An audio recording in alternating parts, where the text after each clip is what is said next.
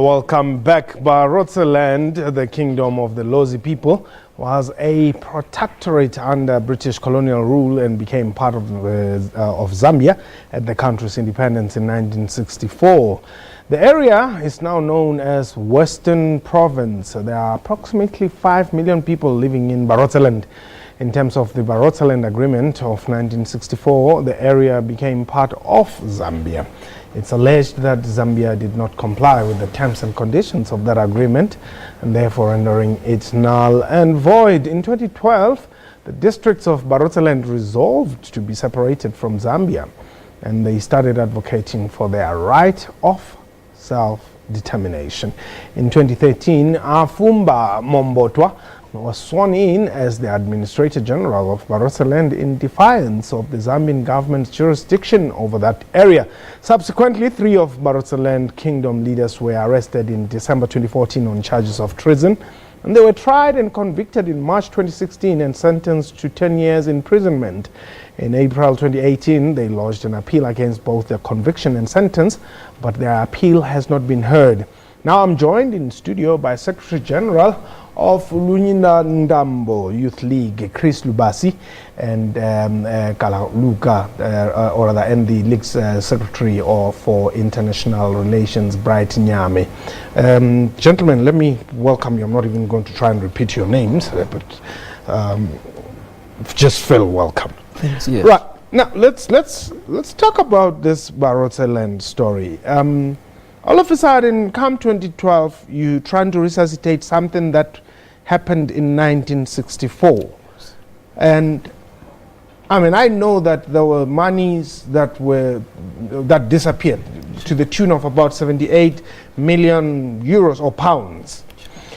Was it because you were broke? No, not really. It's because the Zambian government, as a partner in to the 1964 Barotseland Agreement, behaved dishonestly by looting the 78.5 million British sterling pounds, which were in the Barotseland Reserve Bank unilaterally. And these acts, unilateral acts by Zambia, began in 1965, barely a year after entering into an international arrangement with Barotseland in Britain. Yeah. So that continued up to 1969, and when they were able to repeal certain provisions of the agreement against the spirit of the people of Barotseland. And in 1969, the spirit of the agreement was defeated in that the whole of the agreement was abolished by the Zambian parliament. Okay. Now, Chris, just tell me, why wait so long? The people of Barotseland are a peaceful people, and they're civilized.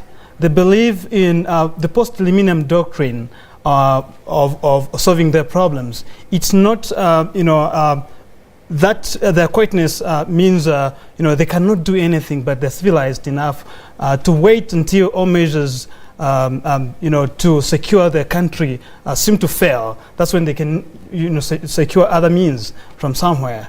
What I'm noticing, though, is that you are fairly young comrades, if I may say so.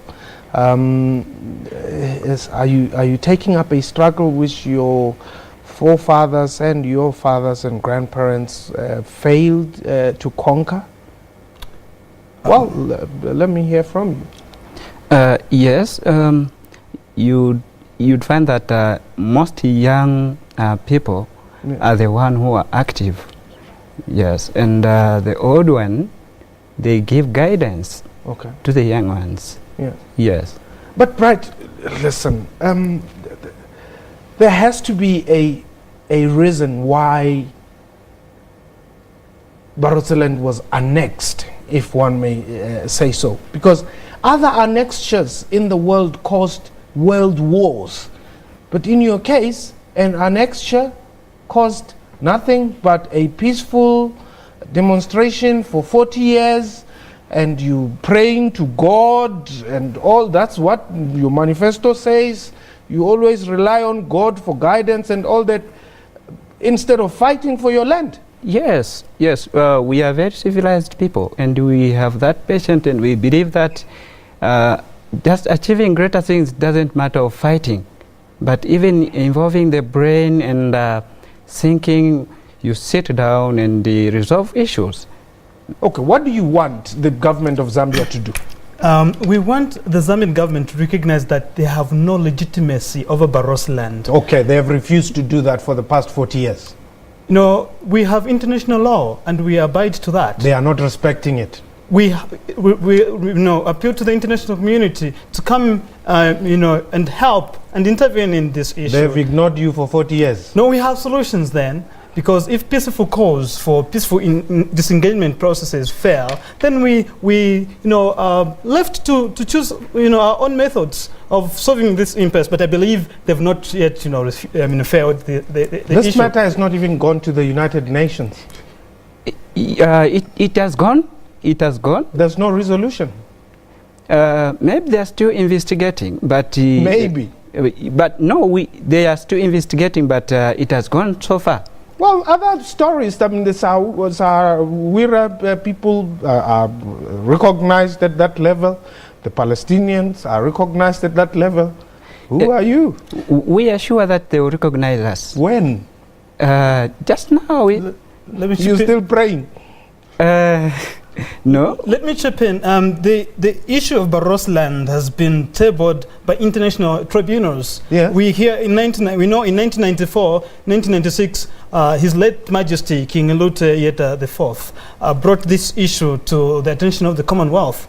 But we hear the authorities then did many processes to hinder the discussion, the progression of the discussion towards solving the issue. So I mean, whatever we are doing, we are, updating the international community. As you may be aware, there is a government in Barotseland. And which is not recognized by the government, that is recognized by the African Union. We are not waiting for African Union to recognize us. We are not waiting for the Zambian government to recognize us. We only want civilized people who are able to call insanity as insanity. Calling a spade as a spade is what we need here. If there are some people in the world who can come and say this is right, the Barotseland people have been downtrodden and oppressed on the basis of an agreement that never entered into force. Those are the people we need to talk about. But why do you need other people from outside to come and tell you that you must be free? We are already free. What is happening? You are not. We are free. What is just happening? These are mere formalities. It's an argument of who has power over our country. We have our government according to the norms and regulations of the Barotseland people. But if that was the case, Brian, if yes. that was the case, your fellows wouldn't have been arrested and sentenced on treason charges. Yes, but... so it means that they have transgressed the laws of Zambia. In fact, on that one, they are just trying to violate human rights. No, they are not trying. They are violating human rights. They are violating human rights, actually. Because we are free already. We declared a free total independence from disengagement from Zambia. Yes. And they have not challenged that. It is still valid. They have accepted that. Do you use passports to go from Barotseland into Zambia? Let me chip in. No, at the time being, there's no need for that because we still have this argument going on of who has power over our country. But sovereignty belongs to the people. We were connected to Zambia on express terms and conditions. When Zambia refused that, we have methods. We have another option to restore our own country, and we don't wait for Zambia to nod. But prior to 1964, sure, you were colonized. We were not colonized.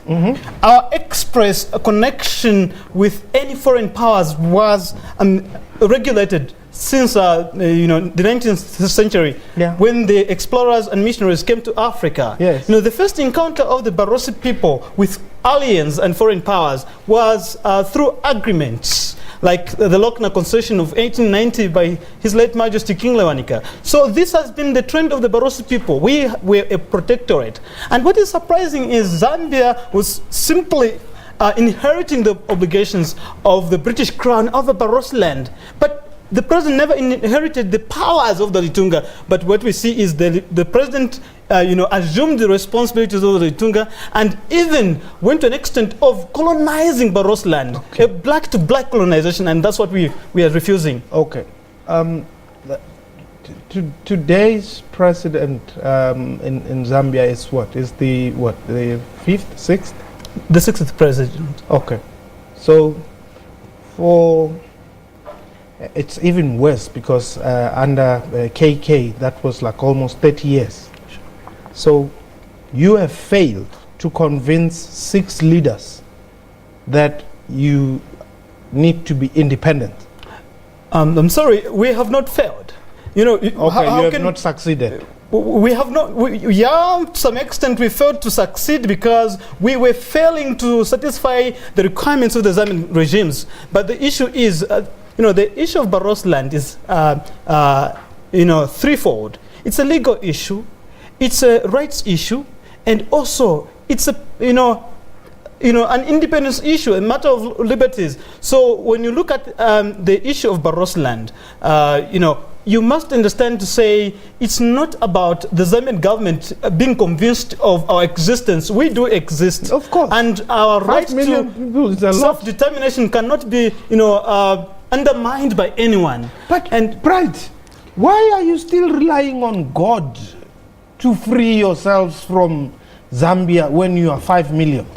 You know, we, like I have just said, that we are peaceful people. And we don't want... Peace has not brought you anything. It will bring.